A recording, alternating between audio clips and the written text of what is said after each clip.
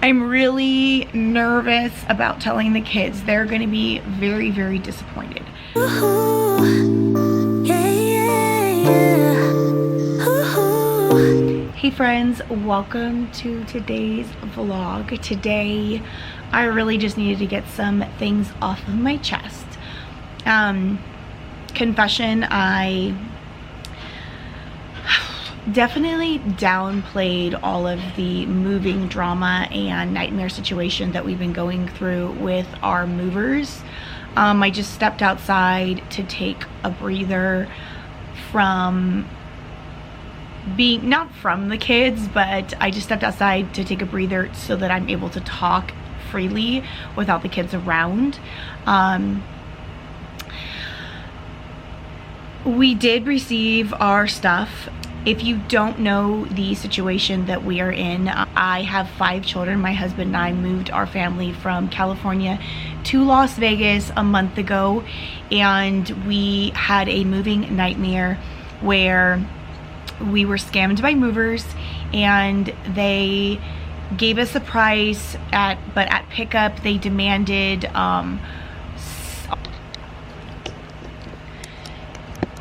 oops, I don't have a lot of batteries, so I'm just going to kind of go through this really quick, but long story short, before I can get into the current situation, I have to tell you what happened. So we agreed to a certain amount for our move from California to Nevada, and at pickup they demanded $7,000 more.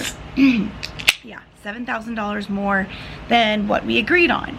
And in the heat of the moment, Ed, my husband, was just like, whatever it takes, we don't have another option, just load the truck. So to them, that was their binding agreement that we were going to pay that amount, which we were dumb, we thought at the time, because they said that we agreed verbally that we had to do it, like we didn't have an option. We messed up. But reading back on the contract, no, they had to get something in writing, which is a whole nother story, but that's what happened. The other nightmare was that it took a very long time. It was like 24 days total for our stuff to be delivered, which is absolutely ridiculous considering with our 5 children we had like 3 or 4 outfits each in a backpack on an airplane. That's all we had. We did not have any of our belongings for 24 days. So we ended up paying the full amount that they demanded at drop off. Because we felt like we didn't have another choice. There was a lot of threats involved. There was, it was a lot of back and forth with terrible customer service and a lot of threats that they were going to auction off our stuff if we didn't pay. We thought that our only option was to pay to get our stuff and then deal with it later, like sue or get a lawyer or do whatever we needed to do later. So we're actually in the process of figuring out our options to do that. There's so much more to the story, but there's no time for it, and I'm trying not to concentrate on the negatives. I'm trying to move forward. I just really wanted to give you guys the full story and let you know what's going on. Why I haven't been totally present in vlogs like I used to, and I just want to spill the beans, let it all out, smash it, throw it away, RIP, like bury it, move on, and be happy. But I feel like I can't just ignore it, so I'm telling you this so we can move on with life. Yes. Besides from the money issues and all the legal stuff that I'm trying to jump through right now to figure out how we can get some of our money back and what we can do to make this right, on delivery day, we noticed that some things were damaged. Like I'll insert some pictures here because I don't want to walk around right now, but dents in the barbecue, dents in furniture, corners, things like that. I was irritated, but I'm like, you know what, we're gonna document it, we're gonna make a claim, figure out what we can do just to report it and figure out what's gonna happen. I'm not gonna stress about it. I'm not gonna call them and cuss them out. Like, I just don't have energy in it because we've already been there, done that. I've had these guys talk over me, be disrespectful, threaten me several times on many different phone calls.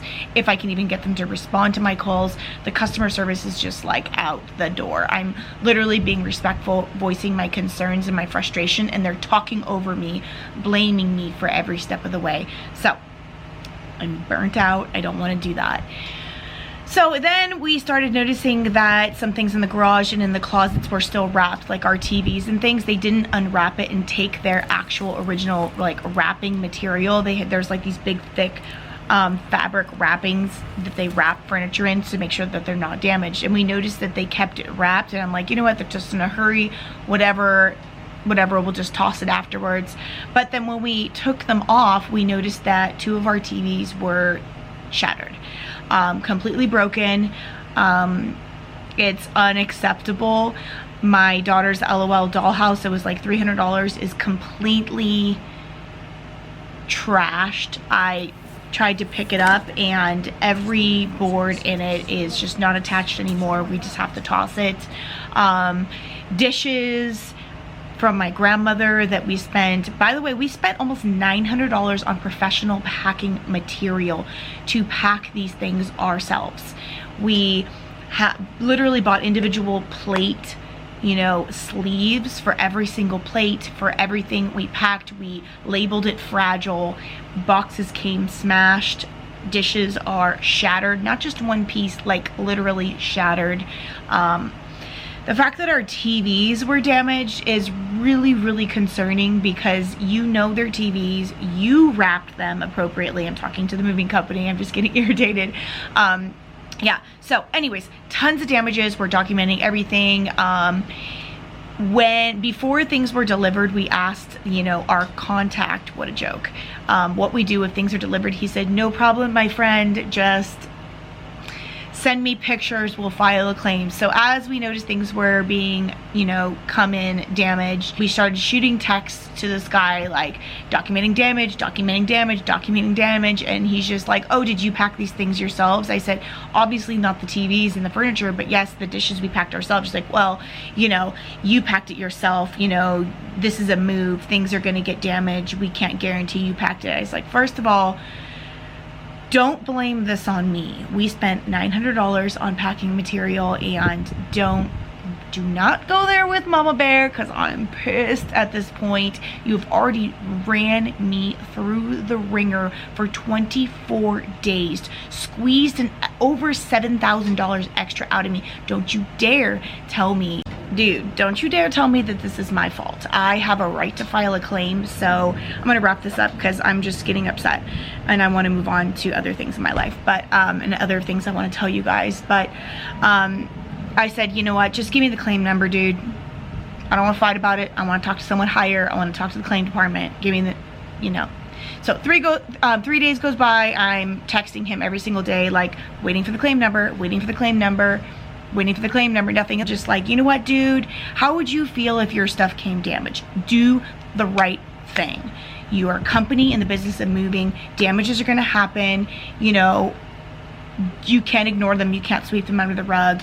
You know, I was trying to like kill him with kindness at that point. Like, dude, how would you feel if you had all 5 of your babies, didn't have car seats for 20 days, didn't have this, didn't have that, you know, and then when your stuff finally arrives, after you squeezed out so much money out of them, things are damaged and the company doesn't want to do anything about it, doesn't want to make it right. I really tried. So anyways, I waited on making this video because I really wanted to have some good news for you guys, but I really don't have good news at this point. Anyways, that is the situation that we're in right now. I'm having to file claims. I'm thinking about hiring a lawyer if that doesn't work. You know, what's right is right, and they are in the wrong and they need to take responsibility. Yeah. So what's right is right. They need to take responsibility, and you're in the business of moving people and you need to cater to your customers. If you break something, hold yourself accountable. Make it right. Right? Anyways, I'm never moving again. I just can't handle it. Okay, so I'm gonna move on. All of our stuff has arrived. Some of it is damaged, some of it is good. We're good to go. I'm sitting on my favorite lounge chairs here. We've got our barbecue. We've got our umbrella, which has holes in it. Yeah, how did that happen? I've got my dining room table here. Lots of things are happening.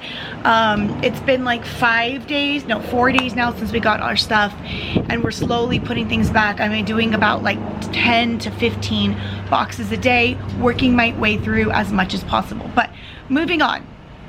homeschool. Our school district officially is going full-time homeschooling, distant learning from home.